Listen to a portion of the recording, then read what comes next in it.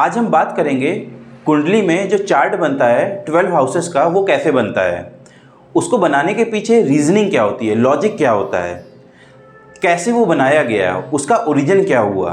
क्योंकि आजकल तो यह होता है कि हम कोई भी सॉफ्टवेयर देखते हैं, उसमें डाटा डालते हैं, अपनी date of birth, time of birth और प्लेस ऑफ बर्थ, और एक चार्ट खुल के आ जाता है और हम बाकी एनालिसिस उस पर कर देते हैं।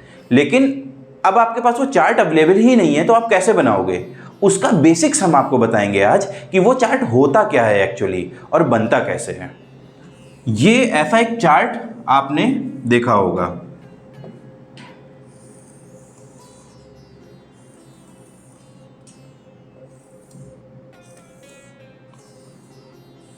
इस चार्ट में 12 खाने होते हैं, ठीक है, और उसी के हिसाब से हम प्लैनेट्स होता है आपका, प्लैनेट 1 कह दीजिए, राशि 1 कह दीजिए, ऐसे प्लैनेट 2, राशि 2, ऐसे करके बहुत सारे आपके ये पूरा चार्ट होता है।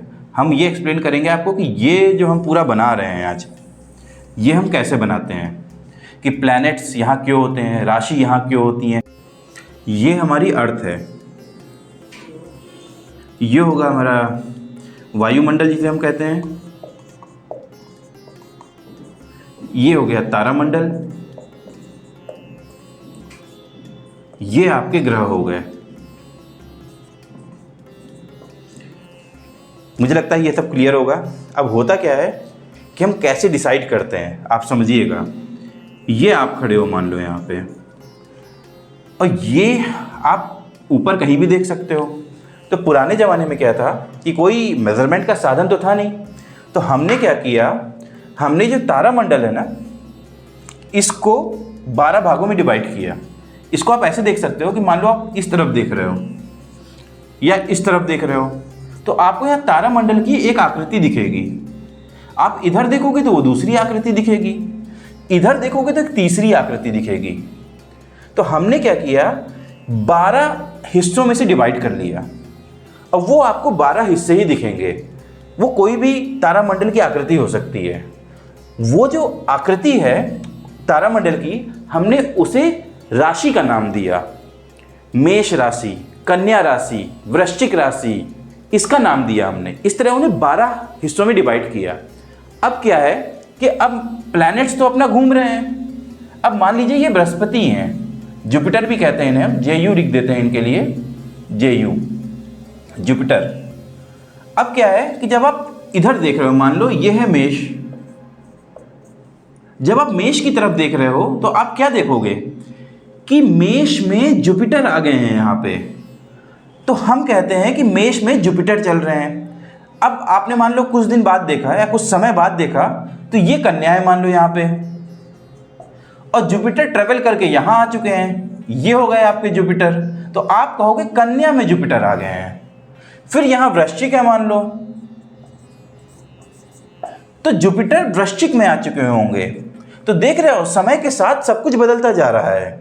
और ये है आपका फ्रेम ऑफ रेफरेंस। फिजिक्स में आपने पढ़ा ही होगा, फ्रेम ऑफ रेफरेंस। अब इसको घूम तो पृथ्वी भी रही है, प्लैनेट्स भी रहे हैं, तारामंडल भी रहा है, सब कुछ घूम रहा है, लेकिन हम क्या करते हैं, इसको फिक्स मान लेते हैं। अब हमने इसको फिक्स मान लिया तो ये घूमेगा, क्या कहते हैं, प्लैनेट्स मूव करेंगे और तारामंडल मूव करता रहेगा, लेकिन ये हमारा फिक्स है। अब मैं आपको इस चीज को कनेक्ट करूंगा उस 12 हाउसेस से जो आप चार्ट बनाते हैं वो कैसे बनता है। हम ये चार्ट है हमारा, ठीक है, ये फ्रेम ऑफ रेफरेंस है, ये फिक्स है आपका, ये फ्रेम ऑफ रेफरेंस है, ये फिक्स है आपका।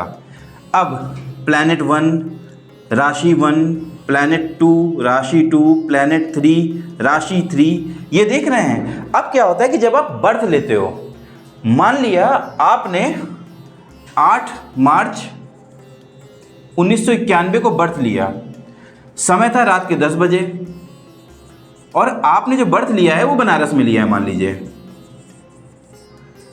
इस टाइम पे इन 3 पोजीशन पे ये सब फिक्स होगा। इस पर्टिकुलर टाइम पे ये मूवमेंट कर रहे होंगे, लेकिन 10 बजे एक पोजीशन होगी। आप इसको ऐसे समझिए, 10 बजे आपने इसका एक स्क्रीनशॉट ले लिया है, उसमें प्लैनेट भी एक पर्टिकुलर जगह पे होंगे, एक पर्टिकुलर टाइम पे, क्योंकि आप एक पर्टिकुलर डेट, एक पर्टिकुलर जगह से देख रहे हैं। एक पर्टिकुलर डेट पे, एक पर्टिकुलर टाइम पे, एक पर्टिकुलर जगह से देख रहे हैं। एक लॉन्गिट्यूड और जो आपका लॉन्गिट्यूड होगा वो फिक्स होगा, आपके कोऑर्डिनेट्स फिक्स होंगे, आप वहाँ से देख रहे हो। मान लो आप यहाँ से देख रहे हो, ये हो गया 10 मार्च 1991, 10 PM और बनारस।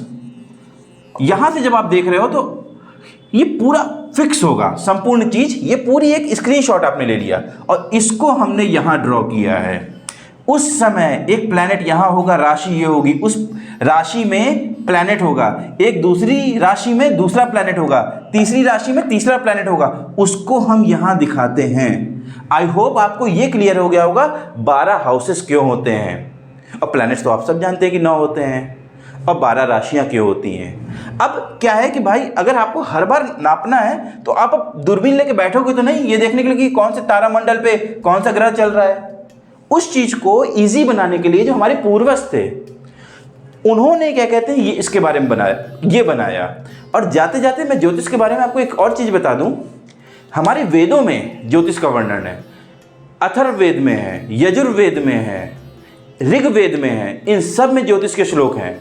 आप चाहें तो आप पढ़िए, इसको एक्सप्लोर करिए। ये भी एक बहुत बड़ी फील्ड है, इसका कोई अंत नहीं है। जितना आप डीप चलते जाएंगे उतना आपको मज़ा आता रहेगा, मैं यही कह सकता हूँ। अब टाइम साइंस कहता है कि भाई 3-4 हज़ार साल जो आपके गुरु थे उन्होंने बनाया, पर मेरा ऐसा मानना है कि भाई ये 3-4 हज़ार साल से पहले की चीज़ है।